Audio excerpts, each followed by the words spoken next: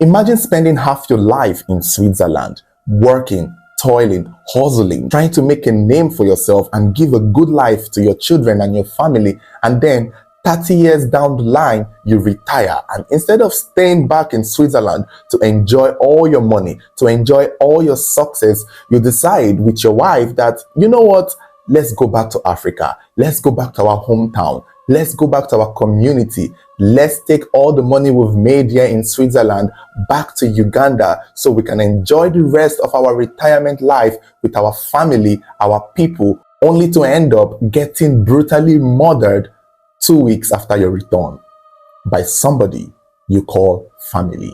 The brutal murder of 69-year-old David Mutaga and his wife, 62-year-old Deborah Florence Mutaga, is one that has shaken the nation of Uganda, as well as other African countries, because let's face it, we all can relate to this incident. We've seen it happen multiple times. We've seen many people who have been victims of murderous attack just because they came back from abroad. Which way, Africa? What does this mean? Are we trying to discourage our brothers and sisters from returning home? Why does this keep happening when our loved ones who return home end up being targeted, end up being killed, end up being dealt with because what? They chose to be successful? David and Florence Mutaga were said to have lived and worked in Switzerland for 30 years of their life. It was first said that David got a degree in computer science in the University of Zurich in Switzerland, and then got a job in the Swiss Federal Institute of Technology for 6 years, where he was earning nearly $60,000 a month before joining the Swiss Line company as an Oracle data administrator. And then he got hired by Union Bank of Switzerland as a system engineer. And from there onwards, this man became a sought-after tech genius in Switzerland. Companies in Switzerland were trying to hire him as fast as they could. He was sought after. He would leave one job and he was sure of the next job. A lot of big companies were happy to work with him. And that was how he was able to immerse a good amount of wealth, enough for him to buy a home in Switzerland, raise his children in Switzerland, send them to good schools, and help them get into good positions in their life. 30 years later, he decides that he is going to retire. He and his wife both, because his wife is also a very successful woman. She is doing so well for herself because his wife is equally a successful woman. And together, they both decided to retire. They both decided to relax and enjoy their old age with their retirement money and every other good thing that they had accomplished in life. But this is the problem, and this is what people are saying. This whole time when David Mutaga and his wife were in Switzerland, people believe that there were so many family land back home that he was heir to, as the first son of his family, and I think he most likely came from wealth. Sources are claiming that the family lands were all mostly in his name, and maybe only he had the right to sign off on any land to be sold. And so a lot of his relatives, our family members who were still back in Uganda, could not sell any of those lands because they were in his name. He was the heir and he was living a good life abroad. And people are saying that some of his family back home were, struggling with life and depending that maybe if they sold any of the family lands, life could be better for them. This is what sources are claiming. However, David Mutaga, as the heir to the family lands and the family wealth, did not agree to sign off on any family member using or selling any of the family land. And this could be where the enmity, the hatred, and the spite may have emerged from, because apparently one family member did not like it. And we will get to that in a moment. So after David and Florence were done working in Switzerland, they decided that they should come back to Uganda, to Kampala in Wakiso district. So basically, before they even made the arrangement to come back to Uganda, they had used one of their family land and build a house. In under 3 months, they were able to build a mansion and they completed it in perfection. They even had to sell their home in Switzerland for millions of dollars. And clearly, this couple were set for life. This couple were bound to have the best retirement years of their life. When they returned to Uganda, they saw their home, they were welcomed. Many people were happy to have them back. Apparently, some sources said that back in Switzerland, he did send money back home. He was able to take care of his family too, as much as he could. And basically, as the heir, he did his best to care for as much people as he could from Switzerland. When they finally moved to their home, they decided to host a homecoming party, which they said they held on the 6th of June, 2025. In this homecoming party, they invited relatives, neighbors, families, friends, and it was an interesting way of welcoming them back officially. It was an interesting way of letting them know that, yes, this is going to be the good years of your life. Welcome home. We're happy that you are back. We're happy that you brought the wealth from Switzerland back to your home country. And that is what many people would wish that their families and loved ones would do when they go abroad, to bring the money home. Unfortunately for them, the night of the homecoming party would be their last night on earth. Little did they know that not every family member was happy with them. Little did they know that somebody amongst these guests possibly would come back with a knife to slit their throat. According to CCTV footage obtained by the police, 2 hours after this homecoming party had ended, a man was seen dressed in black, wearing a mask, jumping over their fence and making his way into the house. The police believe that this man had been in this house before. This man have observed where the CCTV cameras were to avoid them as much as he could, despite wearing a mask. And that is an indication that the person had been in this house. That is how they knew that the relative that killed them had been here and had seen them. And put in mind that they've only been in Uganda for 2 weeks as at the time of this killing. So within these 2 weeks, this couple had already seen their killer, but they probably did not know that this was going to be how it's going to end for them. Since they both lived alone, although they had 2 housekeepers, 2 domestic workers who stayed back after the party to clean up, but eventually still left at the end of the day. So by the time the killer came, David and Florence were the only people in the house, and this killer was able to trace them, find them, and instantly began his attack. He first saw David, where he stabbed him multiple times. While stabbing him, he even mentioned that he had come there to kill them. As he was attacking David, David is screaming for his life. Florence hears the scream and runs upstairs to call for help. The killer was believed to have stabbed David so much and dragged him outside to open the gate. And when David eventually opened the gate, the killer knew that he had a way to leave the house now. And he made sure he finished killing David before going back into the house for Florence, his wife. But at this time, Florence had already called the housekeepers, the domestic workers who had just left, by the name of Angela and David still. So she also called her neighbors, screaming and telling them that somebody is there to kill them. But before any of them could respond, the killer got a hold of her, broke the door to the room she was hiding in, attacked her multiple times, and then pretty much left her dead half naked.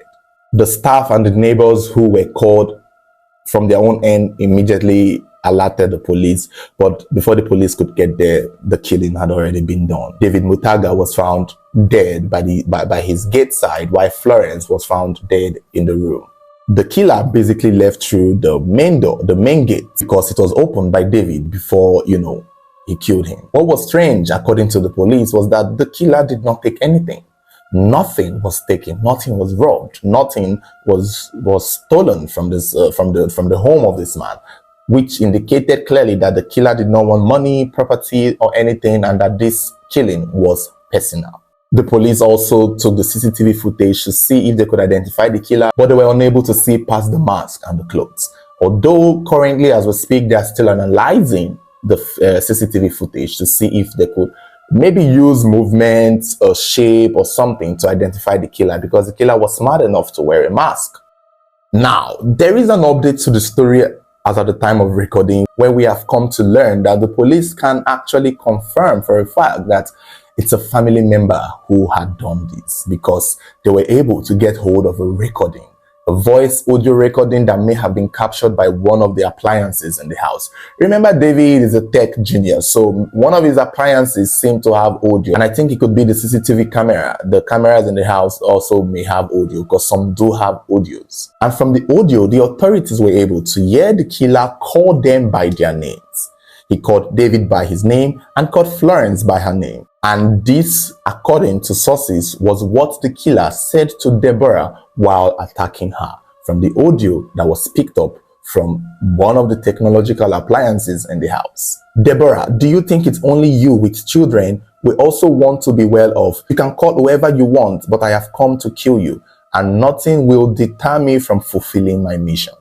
These were the words in quotes that the killer had said to Deborah, because that was the name he mentioned, talking about, do you think it's only you that have children? We also want to be good. And from this statement, you can tell that whoever came to do this was in pains, was heartbroken, and did not like the fact that they were poor and Deborah and her family were rich. As at the time of making this video, the police are still currently searching for the killers, and we will just have to wait for that update. But my thought is, is it from the father's side or is it from the mother's side? Because from the killer to mention Deborah, it's looking like, what if it's from Deborah's side of the family?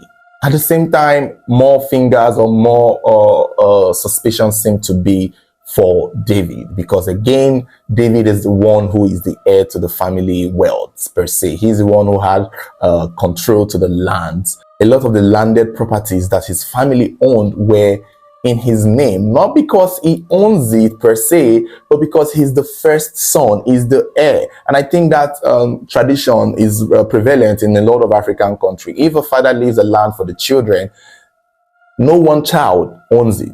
However, no one child can sell it or use it without the consent of the others. So basically, families of David or Deborah who were back in Uganda all these years and were struggling financially, relying on that land, could not sell it because David would not give out the consent.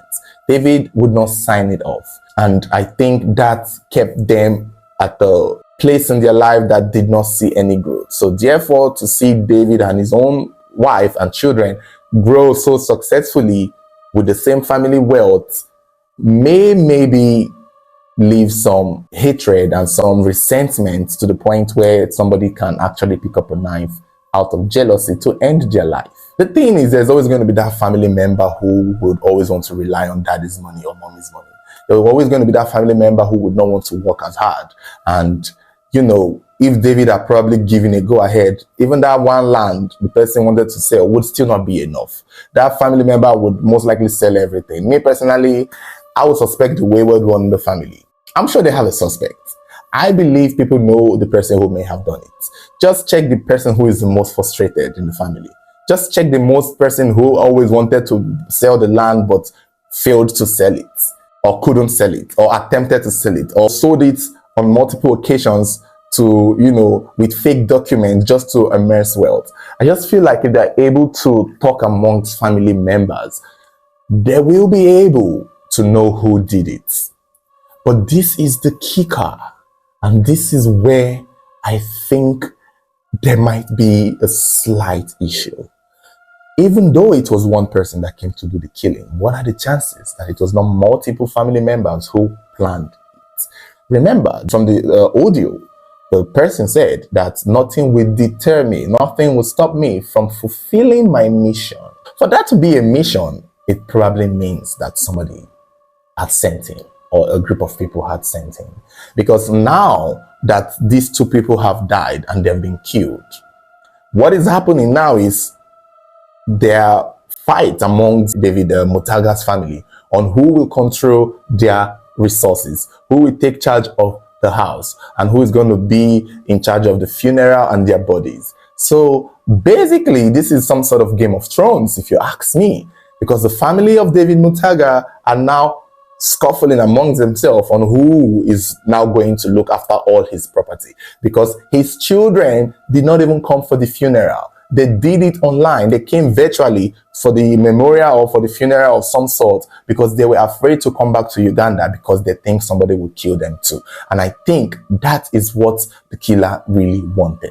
Because rather than the family members to scuffle among themselves, to point fingers and fish out the person who did it, they are busy talking about, oh, okay, I'm going to be in charge of this now. Now that our other one is gone, I'm next in line. So this is going to be this is going to be that. This story is giving the whole Ifunanya TikTok girl narrative in a way, except this is just way tragic. It's looking like the man's family wanted to have access to his wealth, and there is no way they can do it when he is alive. And that is their strategy. When they come, build a house, kill them. And then, obviously, somebody has to look after their properties. Their children will be too afraid to come back because, again, they would be killed if they did come back.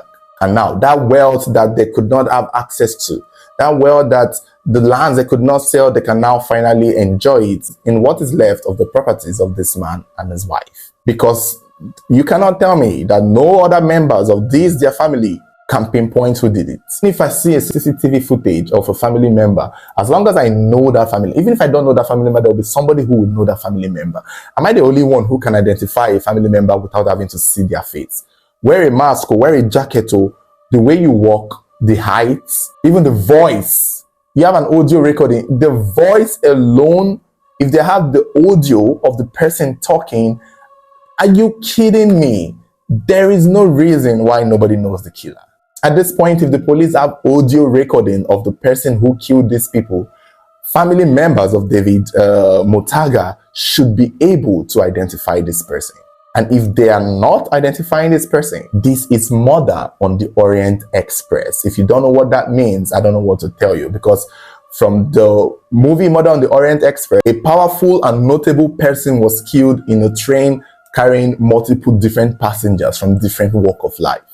And when the police did their investigation to find out who killed that notable person on this train, they were able to learn that everybody on that train was related to that person somehow, some way, and they all took part in killing that person.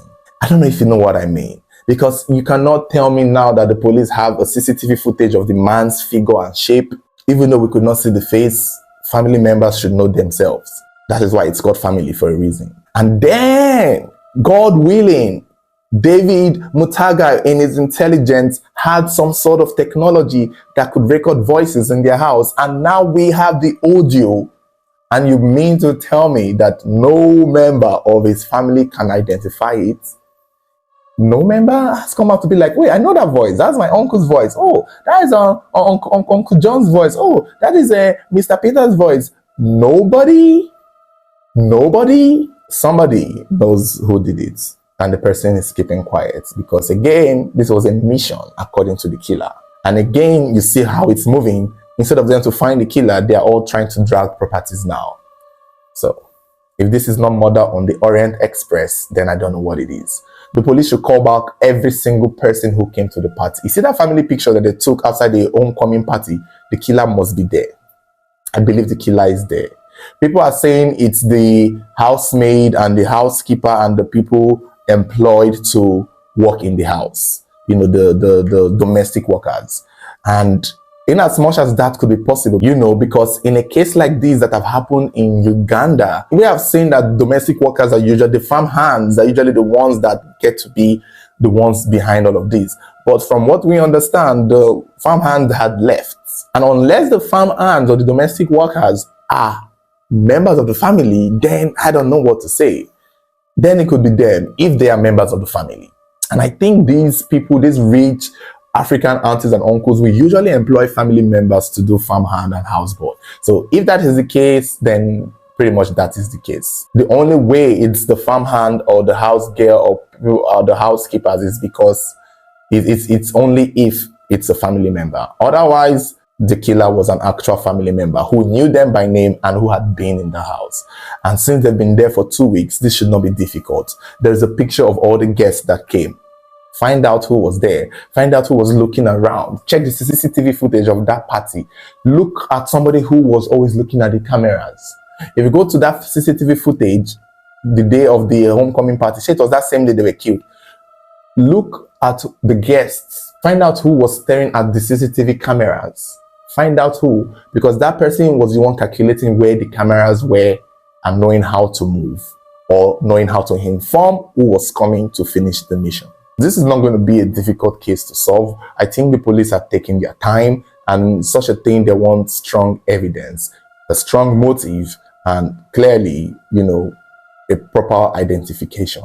But again, I will say this, with the CCTV footage they have and the audio they have, their family members should be able to identify the killer. And if no family member is coming out to say, like, I recognize this voice, I know this frame, I know this, the person who talks like this, then this is murder on the Orient Express. And there is nothing anyone can tell me. They know the killer, they sent the killer, and they are protecting the killer, because it was not just one person that wanted David and his wife to die. Clearly, many of them stand to benefit from their death. But this is what I think would happen. I feel like when eventually they want to share property, somebody who is not satisfied with the share he gets, or who is not satisfied with how it went, would eventually speak up and expose the rest. But let's see how it goes. We will be following this story. So stay subscribed, stay following, and turn on your notification button. Whenever there is an update, you'll be the first to get notified. And don't forget to subscribe if you haven't subscribed yet. Thank you.